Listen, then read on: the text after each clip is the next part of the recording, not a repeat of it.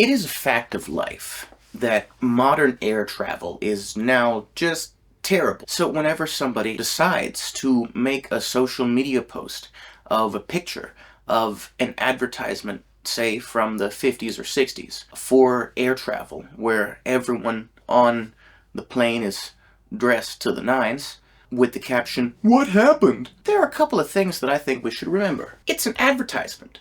It's not a photograph. Somebody drew it. For-profit industries will never prioritize the comfort of their passengers. No one whose opinion matters is going to judge you for how you look on a plane. That being said, if you really feel compelled to stay true to your aesthetic, even on a long airplane flight, there are ways to do it correctly that will still help you prioritize your comfort. We're going to talk about this sort of thing. But first, a cautionary tale. In 2013, I began my English teaching journey in China. I flew from my hometown of Knoxville, Tennessee, all the way to Guangzhou, China. And I had fallen for that sort of idea that, oh, well, you should dress nice on airplanes to be respectful and things like this. This is perfectly fine if you're getting on a 2-hour flight to go to a business meeting. This is not what I did.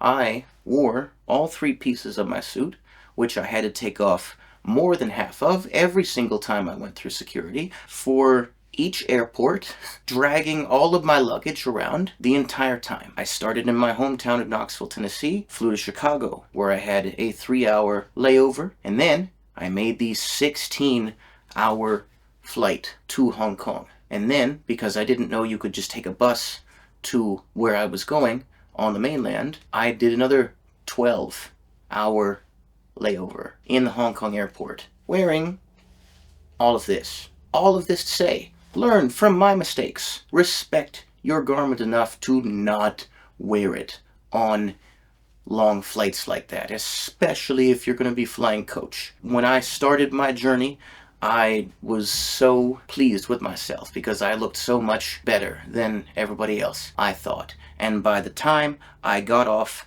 the final plane and I waited for however long for the people I was meeting to come pick me up, my white shirt had turned yellow. My suit was more or less unusable. Don't do this, please. But if you are still compelled, if you are truly compelled to show off your aesthetic, there is a better way to do it on an airplane than this, which is what I'm going to show you now. First point to remember is that airplanes are notoriously cold, or at least every airplane that I have ever traveled on. Layers are going to be your friend, and warm, comfortable pieces like this classic white turtleneck, which I spoke about in another video, are going to serve you well, because these are pieces that you can wear on the plane comfortably, and you will be able to go through security easy in them. I also did decide to keep on my nice wool dress pants, because in addition to finding natural fibers much more comfortable, for me at least, than synthetic fabric, I think they actually do a decent job of keeping you warm on the plane. But if you are exceptionally cold natured, then there are little extra things you can do, such as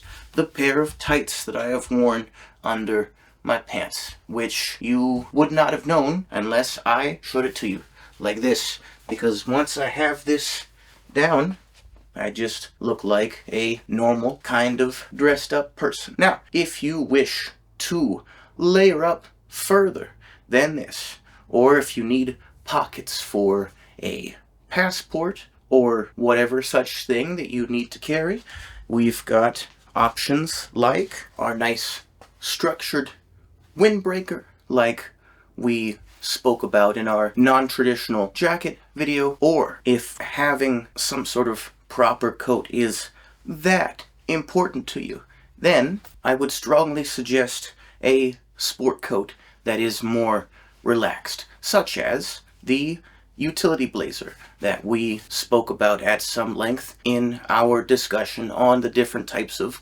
navy blazers. But if the turtleneck is not your speed, or if you don't want to be wearing the turtleneck when you get off the plane and end up in a warmer climate, then there are other options you can use. So if you don't go in for the turtleneck thing, a sweater over a comfortable cotton dress shirt is also an excellent option. This is great because it layers you up enough to take care of you for the plane ride, and then the sweater can always be removed and stuffed in your carry-on once you arrive at your destination, if the destination has a warmer climate, say. This is a terrific option, and this can also be worn just the same under the structured windbreaker, or if you really feel compelled to dress it up, then this is a good time to